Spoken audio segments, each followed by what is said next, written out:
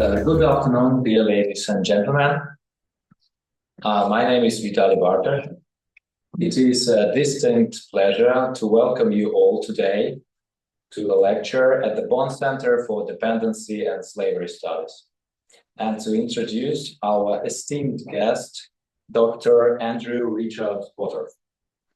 Dr. Pottorf is a scholar of exceptional breadth and depth in the field of Near Eastern studies, with expertise spanning biblical studies, Assyriology, ancient languages, and the social history of Mesopotamian civilizations. Dr. Pottorf currently serves as a teaching associate in the Department of Archaeology at the University of Cambridge, where he instructs courses on Mesopotamian culture, Sumerian and Akkadian languages. Prior to this, he held teaching roles at both Boston College and Harvard University, where he also earned his PhD in Assyriology, graduating summa cum laude. His dissertation, a groundbreaking study of social stratification in southern Mesopotamia during the Third Dynasty of Ur, has been widely recognized for its innovative approach and meticulous scholarship. Dr. Pottorf's contributions to the field include peer-reviewed articles and a forthcoming co-edited special issue of the Journal of Ancient Near Eastern History titled Beyond Slavery and Freedom in Ancient Mesopotamia. Dr. Pottorf has presented his research at prestigious venues worldwide, including the universities of Yale and Oxford. Moreover, his dedication to education is evident in his teaching accolades, including a certificate of distinction in teaching from Harvard University. Today, we have the privilege of hearing Dr. Pottorf speak on the relationship between liberty and land use in Third Millennium Babylonia. Please join me in extending a warm welcome to Dr. Andrew Pottorf. Thank you, Vitaly, for that very kind and generous introduction. I'd also like to thank the entire Bonn Center for Dependency and Slavery Studies for this generous invitation and for your hospitality.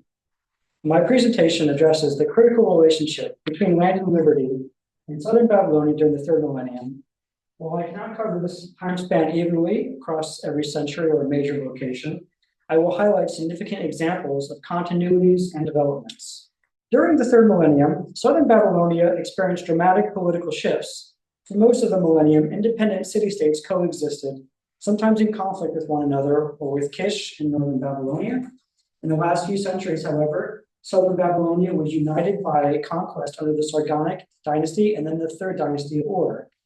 Despite these political shifts, the land tenure system remained relatively the same the whole millennium, especially because of enduring environmental and institutional factors. Due in part to the need for large-scale irrigation, the vast majority of arable land was owned by rulers, governors, and temple administrators. Otherwise, the ability to possess or own or possess arable land depended on one's freedom and other aspects of one's status or order. My own preference is for the latter term, but they're interchangeable. While there were a variety of synchronic and diachronic nuances, there were 4 orders, a majority of citizens, a moderate minority of serf-like people, as well as perhaps smaller minorities of enslaved people, and settled outsiders called mushkinu. Citizens were legally free, conscripted part-time, and owned or possessed arable land. Note that an individual who owned arable land could sell it or determine how it would be used, whereas an individual who possessed arable land was granted use of it by its owner in return for service or rented it from a landlord. In any case, possession was temporary and could change, usually on a yearly basis. Serf-like people were legally free, conscripted full-time, and only possessed arable land during the Ur-3 period. Note that I do not equate these people completely with medieval serfs, but I and some others in my field use this term to describe people who were neither citizens nor enslaved. Some scholars also refer to them as menials, though some of these people did not perform menial occupations, and also citizens and enslaved people alike could have similar menial occupations as these serf-like people. As for enslaved people, they were treated like property and were therefore legally unfree, subjected to full-time slave labor, and did not possess arable land. Ushkemi were similar to citizens and serf-like people. They tended to live in northern Babylonia on royal estates or along the periphery. Though they existed already during the Early Dynastic period, I will not discuss them until after I have addressed the Ur-3 period. In order to demonstrate these orders, I will provide an overview of geography and chronology, especially in terms of the land tenure system, define what I mean by orders, and then focus on key examples from the Early Dynastic, Sargonic, and Ur-3 periods. Because my work is largely focused on the Ur-3 period and due to its overwhelming evidence in comparison to the other periods, I will spend substantially more time on it and provide more concrete evidence from it. The data I cite for Ur-3 Umma in particular are from my 2022 dissertation and have been updated in recently submitted works. Now here is a map of southern Mesopotamia, which is also known as Babylonia. Now this map is particularly for the Early Dynastic period.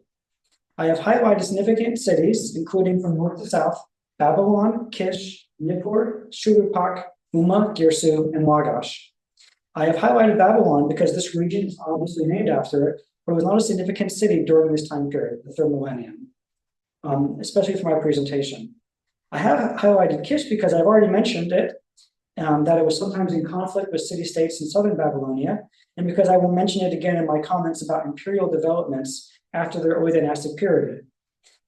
As for Babylonia, it can be divided into northern and southern halves, known as Akkad and Sumer, with a boundary north of Nippur, right here. While these regions were in close contact, they tended to have different cultures that blended more so during and following the Sargonic period.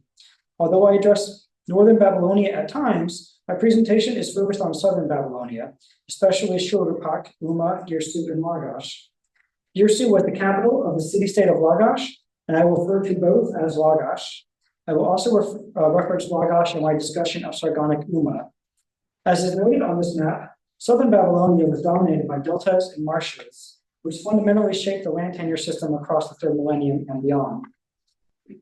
This meant that large-scale cultivation, fallowing, and irrigation were needed to maximize crop yields. As a result, it was highly impractical for average families to own and maintain permanent land parcels. Instead, virtually all arable land was ideologically owned by the gods and administered by city-state rulers and temple administrators, among others, during the Early Dynastic period. Note that I refer to organizations headed by these city-state rulers and temple administrators, again, among others. I refer to these as administrative households. This land was generally allocated for three purposes. The first being the direct maintenance of their households and some of their personnel, especially those who were serf-like and enslaved. The second purpose being the subsistence of their remaining personnel, and the third for rent by tenants. I refer to these three types of land as domain, subsistence, and tenant lands, respectively. While I do not want to excuse the inequalities concentration of land ownership produced, it was practical to some extent. However, families could own gardens and orchards whose maintenance was more feasible at a smaller scale. I will not address these privately owned gardens and orchards in much detail, but they were nevertheless significant. As I mentioned previously, the three main periods during the Third Millennium that I address are the Early Dynastic, Sargonic, and Ur-3 periods, which do not cover the entire Third Millennium. Moreover, I focus on three cities, including Shuruppak and Lagash from the Early Dynastic period, and Umma from the Sargonic and Ur-3 periods. While my discussion on Sargonic and Ur-3 Umma does not cover the breadth of either period, it is especially evident that my treatment of Shuruppak and Lagash are limited to roughly the latter half of the Early Dynastic period. Having provided an overview of the geography and chronology, I can now define what I mean by orders. My definition comes from Max Weber, who designated native status groups in German as Stände, which can be translated as status groups, social estates, or orders, among other options. Again, my preference is for orders. Whereas Weber defined them on the basis of shared honor, which can be vague, the sociologist R.A. Omode offers a helpful definition similar to Weber's, which is that a status group can be defined as a group of people within a political community may be distinguished by a shared level of access to valued rights and privileges. That is, they are a group of people who share similar status situations. Status situation refers to the configuration of rights and privileges, the positive or negative benefits of which are effectively claimed. The claim is effective as long as it is socially legitimate, that is, secured or enforced by law or by custom, by the operation of structural or ideological factors. While it is not stated in this quote, I will add that individuals belonging to the same order experience gradations of rights and especially privileges. I have to admit that I'm not going to be particularly specific about what I mean by rights and privileges. I think the concept is already significantly meaningful, but I want to solely define what's a right or what's a privilege. Now, male citizens generally had more rights and privileges than female citizens, and some citizen men had more than other citizen men. I will offer some evidence for this later. It is important to point out that these orders could be amorphous, something Weber himself noted. This is particularly the case for serf-like people prior to the Orthic period. Weber additionally discussed economic classes and parties, which I did not consider here, though both, especially economic classes, could be theorized. To demonstrate the existence of these orders and their differing shared rights and privileges, or lack thereof, their features are given in the table here. Note that I do not include the Mushkenu, but I will cover some of their features later.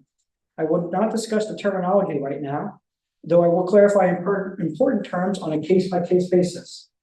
As for origins, anyone could inherit their order at birth, especially from their mothers. This was at least probably due to the fact that they would have naturally shared their mother's dependency. Citizens who were the majority were either many of the native society or former prisoners of war that were forcibly resettled and then granted citizenship. The origins of serf-like people are not well known, but many were donated by citizens to temple households upon whom the serf-like people became dependent. Some citizens could have perhaps become serf-like as a punishment. In any case, this order was likely based on impoverishment, and people could become enslaved for a variety of reasons. If they were citizens, they could sell themselves or be sold as slaves for debts. Others could become chattel slaves due to criminality or war, and they could be purchased at interregional slave markets. In terms of family lives, citizens and serf-like people maintain nuclear and extended families of similar sizes, maybe averaging between 4 and 6 individuals in their nuclear families. But enslaved people were often isolated from their families or lived as fragmented families. What I mean by that is we tend to find families of women and their daughters because it's possible that their husbands were killed in war. And so the families then become fragmented, especially by gender. Citizens owned houses where serf-like and especially enslaved people were likely housed by those upon whom they were dependent, such as their donors, supervisors, or owners. It is also possible that serf-like people owned or rented their own houses. Unfortunately, the evidence is quite sparse. The legal rights of citizens and enslaved people have been well studied, but the legal rights of serf-like people are not well known. My assumption is that they had fewer legal rights than citizens, but more than enslaved people. They are not mentioned in the Orthic Code of Ur-Nama, which is the only law code from the Third Millennium. This may be because it is fragmentary, but not likely. Perhaps because they were considered free individuals like citizens, or perhaps also because this law code would not fully reflect its society. Note that there are limited references to serf-like people in other legal material, which I will briefly address. They do not appear to have been saleable, but further analysis may indicate otherwise. Anyone who was enslaved could be manumitted, that is freed, but debt slaves who were formerly citizens were more frequently manumitted. It is also important to note that there were restrictions on whether former citizens could be resold abroad, which would have kept them local and possibly connected to their families. With regard to political freedom, it was at least limited, if not non-existent for many. Besides those directly involved in the monarchy, political freedom was mostly possible for citizen men. As for occupations, citizens could have any, serf-like people could have any as well, except certain cultic or high-ranking administrative and managerial ones. Enslaved people, however, were limited to occupations mostly in resource extraction, construction and manufacturing, or services, including domestic work. In terms of employment arrangements, male citizens were conscripted part-time, and female citizens were not usually conscripted at all. This allowed for them to hire themselves out or be self-employed. One of the main ways in which male citizens were self-employed was in renting tenant land, and female citizens were often self-employed in crucial domestic work. Serf-like people were, whether they were male or female, were conscripted full-time, which meant that they could be only minimally self-employed. Enslaved people were subjected to full-time slave labor, which could be structured similarly to conscription, though they were compensated worse than conscription, than conscripted serf-like people, and especially citizens.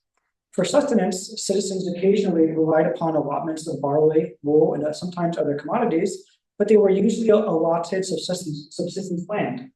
They could also earn wages from hiring themselves out, rent tenant land, or pursue profits by other means, such as investing in mercantile ventures. These wages were often non-negotiable, though they were slightly better than the minimum compensations for conscription, sometimes 3 times as much. They could vary, however, depending on demand. Serf-like people were more dependent on allotments of barley, wool, and sometimes other commodities. More infrequently, they could be allotted subsistence land and rarely rent tenant land. Enslaved people, however, were entirely dependent on these allotments of barley, wool, and again, sometimes other commodities. Now that I've provided more clarity about my definition of these statuses, these orders, I can move on to the first example, which is early dynastic Shurupa.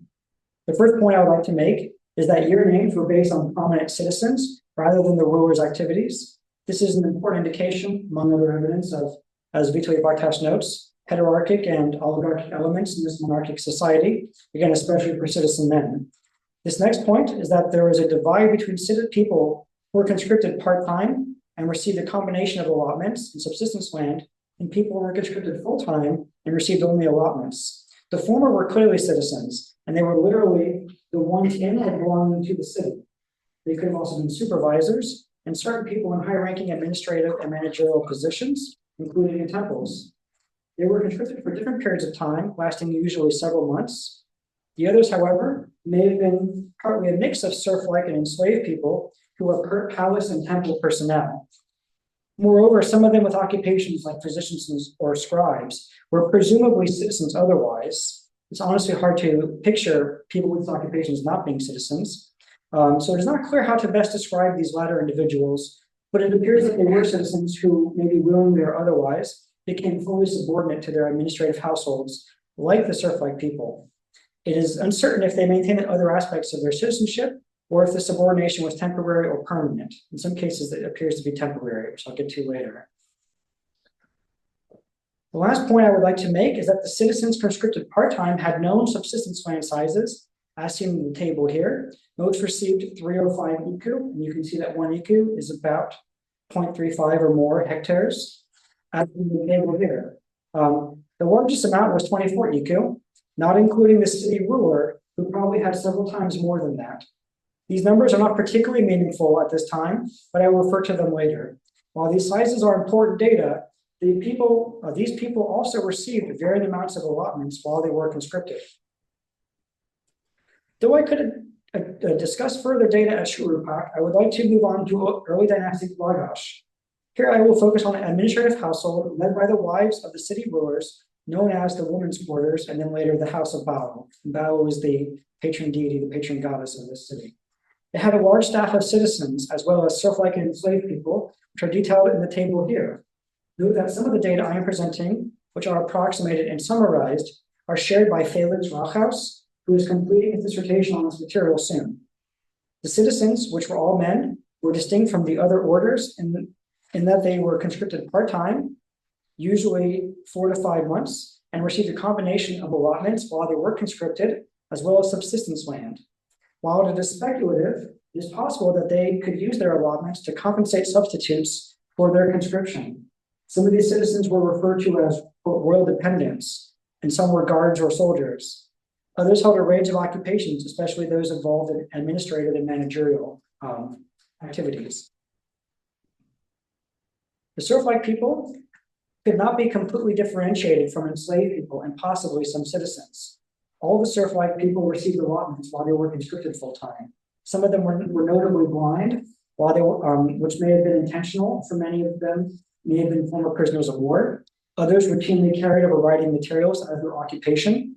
These people, among others in the second category, may have been the predecessors of serf-like people during the later periods that were clearly distinguished from citizens and enslaved people. Otherwise, they were full-time people with a variety of occupations, though few were administrative and managerial. As I note in the table, it is possible that some of these full-time people were citizens in a similar subordinate position to the ones I mentioned at Shurupak. I also wonder whether some of them were citizens who were not heads of household, but could later be conscripted part-time and receive subsistence land when they became heads of household. But while there's more work to be done, I've been informed by Rauchhaus that a few individuals in this category could make this transition, but I am not sure why. The final category consisted of serf-like and enslaved women and children, who were mainly cereal grinders, pig herders, and especially textile workers. It is possible that some of their children would have become members of the second category when they were adults. Besides approximate amounts, I also provide percentages which factor in uncounted family members of the citizens, assuming 4.5 individuals per family. I also assume that most of the serf-like and enslaved people formed families with one another or had fragmented families. Based on these assumptions, the citizens were the majority by far. Having detailed this important administrative household at Early Dynastic Lagash, I would like to briefly discuss portions of the so-called reforms of Urukagina, which may have been indicative of certain legal assumptions at that time.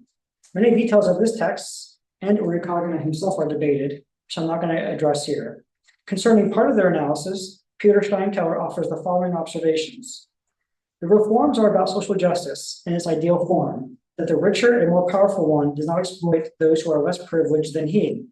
In this way, the Wu-Wugao people, which I translate as world dependents, and these were citizens, who were part of the Ensik, and that's a term for city ruler, private organization, could simultaneously count both as the oppressors and the oppressed. In the first case, when they illegally seized blind individuals, and these are part of the Serflike category, forcing them to work in their gardens or fields. And in the second case, when they were compelled by their foremen, he gives the Sumerian term there, and the quote, big men, to sell them their donkey and houses at lower prices. According to this analysis, citizens were not permitted to force serf-like people to work for their own benefits. It also demonstrates gradations among citizens, which should not have been justification for more powerful citizens to coercively purchase the property of less powerful citizens. Note that there were many other details about Lagash that I did not address, such as subsistence land sizes, tenant land, and exceptional women that had subsistence in tenant lands. Before I move on to Sargonic Umma, I would like to address some imperial developments under the Sargonic and Ur dynasties. The debate about defining an empire is quite encompassing, so I'm not going to make an adamant claim that these dynasties were truly empires. Still, they were imperial to some extent, and their conquest of large territories that were not previously united under one ruler. Prior to the rise of the Sargonic dynasty, the city-states of Southern Babylonia, like Shuruppak and Lagash, were largely independent. Nevertheless, they shared many characteristics. As I mentioned during my discussion on the early dynastic land tenure system, the gods of these city-states ideologically owned virtually all arable land. Certain kings of the Sargonic and Ur dynasties, however, claimed to be gods, which supported their abilities to exercise ownership over all the land. Specifically, these were Naram Suan, the third king of the Sargonic dynasty, whom you can see deified in the stele here, this large figure with the horned helm, and Shar-Kawishari, his son, as well as Shogi, the second king of the Ur dynasty, as well as his successors. In doing so, these dynasties were patrimonial, and that they treated their entire territories as belonging to their households. In reality, rulers of former city-states who functioned as provincial governors, as well as their temple administrators, maintained similar control over their lands, though they were now subservient to these kings, who could make appointments in their steads and grant or sell land to others. In northern Babylonia, which I am not treating in depth here, arable land could be privately owned by families due in part to the differing geography. Before Naram Suan's claim of divinity, Manish Tushu, his father, purchased 9,723 iku from extended families in the vicinity of Kish, which is documented in the obelisk pictured here. He then granted this land as an act of patronage to certain followers of his in large parcels that would have been almost 200 iku if they were divided evenly. Though his price was reasonable, it was surely coerced, and these are staggering amounts of land, far surpassing the subsistence land sizes of Shuruppak, for example. It is important to note that the people who were granted these substantial land parcels were citizens, of course, and they were called sons of Akkad, the lost capital city in northern Babylonia. To some extent, this term is evocative of the terms the ones in or belonging to the city and royal dependents, which refer to some citizens at Early Dynastic Shuruppak and Lagash, respectively. It is also similar to several terms for citizens during the Ur period. The use of the term sons conveys a sense of belonging and dependence, if not also inheritance, and this term is similarly used in a variety of ways in Akkadian and Sumerian, which I will demonstrate later. While I cannot be precise, I think it is clear that the imperial natures of the Sargonic and Early dynasties led to significantly more inequality, particularly in terms of land ownership and possession. I can now move on to Sargonic Umma, which maintained many of its pre-existing local characteristics, despite the presence of Sargonic soldiers and officials. The city did, however, join neighboring cities in unsuccessful revolts. During the time I am focusing on, Umma's governor Mesag possessed and owned a combination of 3,600 eco of arable land situated near the neighboring city of Lagash. Land that he possessed as subsistence land was granted to him by the king, which Mesag granted as subsistence land or leased as tenant land to his personnel, who would have been overwhelmingly citizens if they could possess subsistence and especially tenant lands. The fact that the documented personnel were overwhelmingly men and male children makes them comparable to the male citizens at Early Dynastic Lagash, who had undocumented family members. The smaller percentage of women may have been serflike or enslaved, or at least lacked male heads of households, if they were also citizens. The land he owned was purchased from the king as well. This was an infrequent instance of land purchase in Southern Babylonia, which was enabled by the imperial developments of the Sargonic dynasty. This kind of estate was also a radical development that transcended the pre-existing city-state territories. As for the land of Umma itself, the tripartite divisions of domain, subsistence, and tenant lands remained more or less intact. However, there was also a substantial estate granted by the king to his major domo, but this was just one of the major domo's estates. Another new development is the presence of men known as chosen or select ones in Akkadian. This term may indicate their special status, specifically with respect to the king. In varying terms, I would not classify them as a separate order of especially privileged citizens, but I do believe that they are indicative of the blending of these cultures. Overall, it is clear that some citizens had more privileges than others, particularly if they were favored by the ruler, like the sons of Akkad. I will offer some evidence against subdividing citizens into separate orders later, however, and they could be conscripted along with other male citizens and perhaps serf-like people, the latter of whom may have been referred to as boys in Akkadian in some contexts. Otherwise, these special men were clearly wealthier and tended to have administrative and managerial occupations. They also played an important role in the military, and while I do not present concrete data, citizens had free time for their own work, including on their tenant lands, whereas serf-like people were conscripted for most of the year.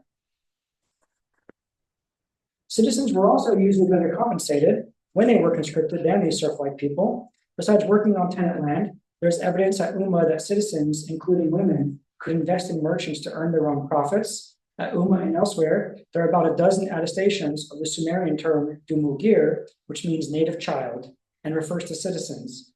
While this term is utilized minimally during the Early Dynastic and Sargonic periods, it is used much more often during the Ur III period. In one particular Umma text, the dumugir is distinguished from an enslaved person or servant of the king. I would now like to move on to the Ur III period, starting with the terminology, some of which is not attested at Ur III Umma. As I said previously, the orders are more recognizable during this period than before. There are several terms for male citizens, including native child, child of the city or a specific city, and a member of the conscripted man or troop, among a few others. The terms, including child, are clearly similar to one another, as well as to sons of Akkad. The terms involving cities are also similar to the ones belonging to the city from Early Dynastic Shurupak. As for Aaron, which is easier to say in Sumerian, this term and a related one are used in previous periods with perhaps a similar meaning. It expresses the concept that citizens could be conscripted for civil and military services to fulfill their obligations to their rulers. A female citizen can be identified as a spouse of an Aaron or as a working woman who was a native child. Whereas the serf-like people were amorphous and lacking clear terminology, grouping them together in the Early Dynastic and Sargonic periods, during the Ur III period, they were called unial, especially if they were male. The reading and meaning of this term are uncertain, unfortunately. It is often translated as carrier or menial. I do not recommend the former translation, but the latter one is sufficient. As I mentioned before, the individuals known as carriers at Early Dynastic Lagash may have been the predecessors in part of these unial. There are a few attestations of this term during the Early Dynastic period, but it appears to be a name in every case. There are also a few instances of it during the Sargonic period, during which it seemed to be functioning in a similar way to the Orphic usage, but it is quite rare. The male gender of an unio could be emphasized, but this was less common. Female unio were rarely explicitly unio. Most of the time, they were called gemme, which means a working woman, among other translations. This is a generic term that can be used to describe working women who were citizens, unio, or enslaved, though in the case of citizens, their citizenship is noted to differentiate them from serf-like and enslaved women. As for enslaved male people, they were often called arad, which also refers to individuals in a servant relationship with a superior. For example, a governor could be a servant of a king, and a king could be a servant of a god. This term occurred in the text from Sargonic that I described, which is why I translated it as enslaved person or servant in that context. Having laid out this terminology, I'd like to discuss two critical texts for understanding the distinctions between citizens and unio at Umma. The first is Laos 1:2, which records almost 20% of these individuals who are overwhelmingly involved in construction and manufacturing. The other is called Snell ASJ 11-182, which documents over 80% of these individuals who were involved in a much broader array of occupations, particularly those involved in agriculture. Although these texts probably did not come from the same year, they cover a wide range of occupations without significant overlaps. While they are very helpful, Snell ASJ 11-182 is unfortunately lost, and the final portions of it were not properly recorded, so it may be missing hundreds of individuals. Some of their statistics are tabulated here, and every individual I count is identified according to an order, fortunately. You can see the majority are male citizens, but both men and their sons, which are almost double the male unio, again, both men and their sons. These male citizens in unio were conscripted in this context. You can see also that there's a smaller amount of serflike and enslaved women and children, the former of whom were conscripted and the latter of whom performed slave labor. As I mentioned previously, serflike and enslaved women cannot always be differentiated, and this applies to their children as well. Overall, there are 1,626 individuals, which may have been a little more than 5% of Umma. So these are substantial texts.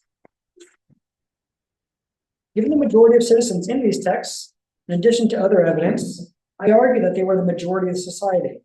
However, these texts are not perfectly representative of the population because they have far too few serf-like and enslaved women and children. Even still, unio and enslaved people would have been minorities in the population. Plus, they do not factor in female citizens since they were not generally conscripted, as well as many citizen men that were not conscripted in these kinds of texts. You can also see a variety of working conditions. The vast majority of every order were registered as present and in typical working condition. There is only one documented blind individual and 4 injured or sick individuals. In other texts, there's evidence that these percentages could be higher. You can also see several individuals are supporting one of their ailing parents, which means that they were temporarily exempted from conscription.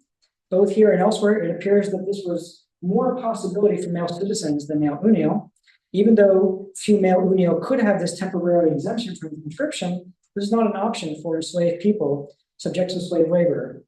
As for absent people, they generally try to escape or avoid their mandatory work, which was not permitted and would result in imprisonment and other penalties for their absence for those if they were not found, if they were found.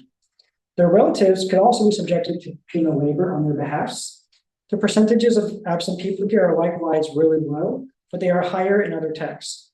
As for the deceased individuals, percentages here are extremely low. Again, they would have been higher in other texts. The next statistics deal with conscription rates for teenagers and adults, all of whom they consider to be adults. The vast majority of these individuals were conscripted at a full-time rate, but we do not know how long the conscription period was. In similar texts, individuals were full-time 1 month and then half-time another month if they were citizens especially. Nearly 1/10 of male citizens and 1 woman were conscripted at a half-time rate. In terms of the male citizens, this is because they were generally conscripted at varying part-time rates, sometimes half-time, sometimes more than half-time, but less than full-time. I will demonstrate this later. As for the single half-time woman, I'm not sure why this is, but I have seen it in other texts. Perhaps that one woman was a citizen with a different conscription rate pattern, but there are other options as well. I am not surprised that all the male unio were full-time, which is perhaps always the case for them, given their serf-like order.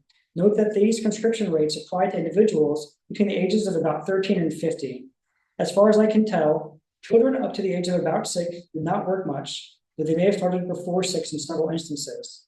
Children aged roughly 6 to 13 did work, typically with their parents, and elderly individuals over 50 may have also worked, but these texts indicate that they may not have. This is because here, elderly individuals are listed towards the bottom of each section, in contrast to the working individuals towards the top. And that type of listing can be quite meaningful. You have people who work at the top and people who don't work at the bottom, especially because they're sick or absent or elderly. That's how I think we can read that. Note that I am also not including male assistants, whose conscription rates are perhaps different, and their ages are also not clear, though they were probably teenagers and young men. As for the allotments of present individuals, virtually all male citizens were allotted subsistence land, which is typical. Most of the small percentage that were allotted barley amounts instead appear to have been children whose fathers were absent, and because their fathers were absent, they had to be given allotments to take care of them. The remaining few individuals were involved in construction and manufacturing, again, of those receiving barley instead of land. The portions of the male unial allotted barley versus subsistence land are close to 50% each, and I think that the actual percentages was even closer to 50-50. In any case, this is a significant development during the Orthodox period because serf-like individuals during the Early Dynastic and Sargonic periods, as far as I know, were allotted barley amounts and not subsistence land. Note that these texts, like many similar to them, do not specify how large their subsistence land sizes were, but I will provide my data for that later. It is normally the case that serf-like and enslaved women were allotted barley amounts, but there is one unusual exception here, upon which I will not elaborate. The last point I want to make is that the male individuals were all classified as either citizens or unio, regardless of their occupations. For example, citizens could have been lowly compensated plow workers or very wealthy administrative and managerial individuals. There was a similar range of occupations for the unio, though it was far less wide in compensation. My point here is that there were gradations of privilege among especially citizens and to a lesser extent among unio. I would now like to address conscription rate patterns in more depth. Based on the statistics I have already covered, it would appear that almost everyone was conscripted or subjected to slave labor on a full-time basis. That is not the case for male citizens based on the evidence here, which indicates that they were overwhelmingly part-time, often half-time. According to these accounts, the days off for male unio amounted to 1/10 per month, which is 3 days out of 30, whereas it was 1/2 for male citizens, therefore 15 out of 30. For every kind of work except cultivation and pottery, all these individuals received days off at these rates for the entire conscription period, including a full year. For cultivation, these rates only applied for part of the year when the workload was probably less demanding. Though there were significantly less days off for cultivation, there is evidence that citizens in unio could be shifted from one kind of work to the next, from one kind of work to another, from one year to another year, which would have reduced how often they were conscripted for the most demanding work. It is also possible that at least citizens, if not also unio, had some undocumented days off for festivals during cultivation. Now, I cannot spend much time on the pottery counts, but I will note that those individuals were all unio and only one citizen. It appears that they were compensated extra for exceeding their quotas, which means that they could have had some unscheduled days off. Plus, there are other texts that are not accounted, that are not accounts indicating that male citizen potters could be conscripted half-time. Or overall, it is clear that male citizens were part-time, whereas male unio were full-time, though they usually had a few days off a month. Female unio and enslaved people that were conscripted or performed slave labor in administrative households were likewise full-time, with usually 5 or 6 days a month off all year, regardless of their work. Having addressed some of the terminology and distinctions between these orders, especially with regard to their conscription rates, I can now provide data on their subsistence and tenant land sizes. As for subsistence land, its sizes is equal for most citizens, including women, and unio are presented in the graph here. I have omitted a few sizes over 108 iku, which were allotted to certain members of the ruling families. Since I only know the orders of some of these individuals due to prosopography and various assumptions, most of the sizes were allotted to uncertain individuals. Unsurprisingly, citizens were clearly allotted more subsistence land than unial. The range in sizes was also much larger for citizens than unial, which correlates to what I said earlier about their varying gradations. A few unial, however, were allotted surprisingly large subsistence land sizes, which was due to their occupations more so than their order. I cannot offer many details about these sizes, but I will state that the amounts citizens were generally allotted, in addition to their incomes from wages and tenant land profits, would have been sufficient for most of them to sustain themselves and accumulate at least a little wealth. The typical amounts for unial, though, would have only minimally sustained them at impoverished levels. Renting tenant land was a highly prevalent and significant form of self-employment. While most tenants were male citizens, female citizens and apparently male unial, but based on only one example, could rent tenant land. Though tenants could rent land for various crops or even for grazing, barley was probably the most significant crop. Since tenants could rent land from multiple areas, only their known minimum sizes in IKU with regard to barley land for citizens of unial are provided in the graph here. The vast majority of uncertain individuals were male citizens, of course, and it is not surprising that the one known unial only rented a small size of 1 IKU. This individual was an animal fattener, and he also had a subsistence land size of 9 IKU, which is much larger, perhaps 3 times larger, than what was typical for unial. Many of the smallest sizes, notably under 2 IKU, are probably portions of larger unknown sizes. As I said before, the profits from this land would have significantly contributed to the ability of most citizens to sustain themselves and accumulate some wealth. While there are many other data from the Orthu period that would be helpful to share, due to time, I will finally address the Mushkenu as I near the end of my presentation. The term Mushkenu literally means one who prostrates himself, but I prefer to leave it untranslated, as is the case for Hellas. Though they were surely female individuals identified this way, we have no attestations of a feminine form of the word. These people have been debated for decades, and Vitaly Bartash and I have written a recently accepted article discussing them during the Third Millennium.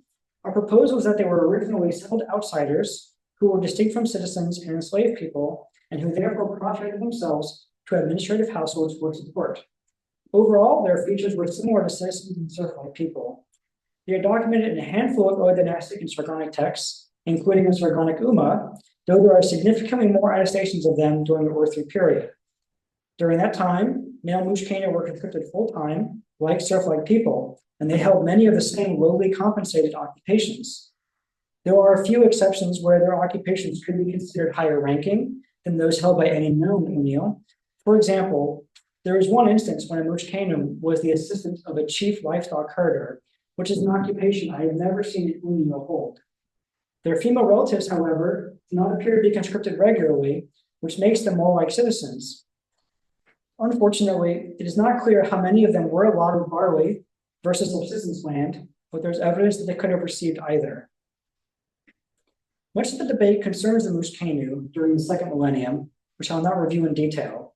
In the well-known Code of Hammurabi, they are often distinguished from citizens and enslaved people, as seen in laws 196 to 199, which I translate as, if a citizen man has blinded the eye of a member of the citizen man's order, his eye will be blinded. If he has broken a citizen man's bone, his bone will be broken.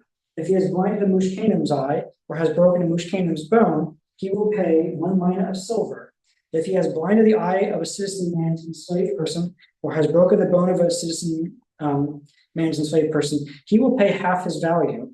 While these laws do not accurately reflect the society in every way, they, among others, indicate that Mushkenu had fewer rights and privileges than citizens, but more than enslaved people, and that they were legally free because they do not have prices like enslaved people.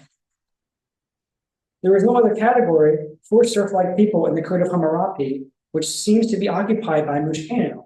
Note that the term for citizen man means also just man, implying that citizenship was the default or natural order. Members of this order and the Mushkenu order are called sons, indicating their belonging to and inheritance of these orders.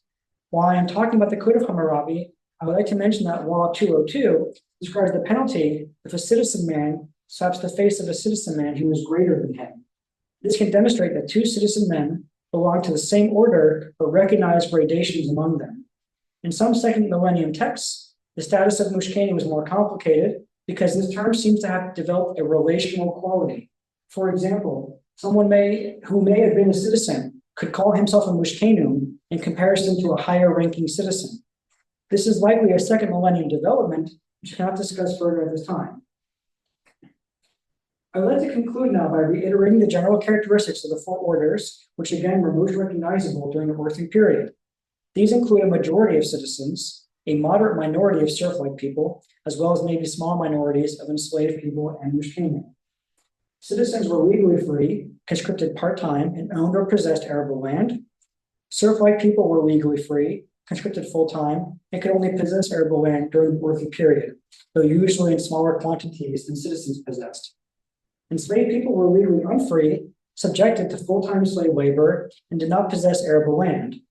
Lastly, Mushkenu were settled outsiders who were similar to citizens and serf-like people, at least during the Third Millennium.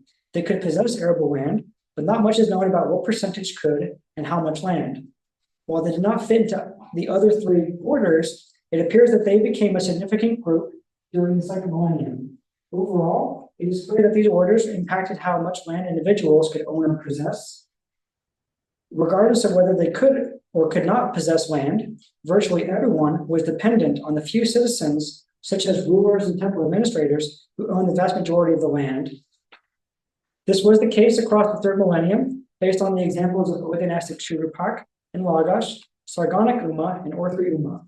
What changed, however, was the ability of certain Sargonic and Orthri kings to own virtually all the land, which was supported by their deifications. With this change, it was possible for them to control how governors and temple administrators managed their land, which generally led to greater inequality. While my examples are selective and the bulk of my data are from War-3 period, I hope that my presentation of the data makes a compelling case for these assertions. Though I have relied upon large data sets throughout, there is still much more work to be done. So thank you for your attention, and I look forward to your comments and questions.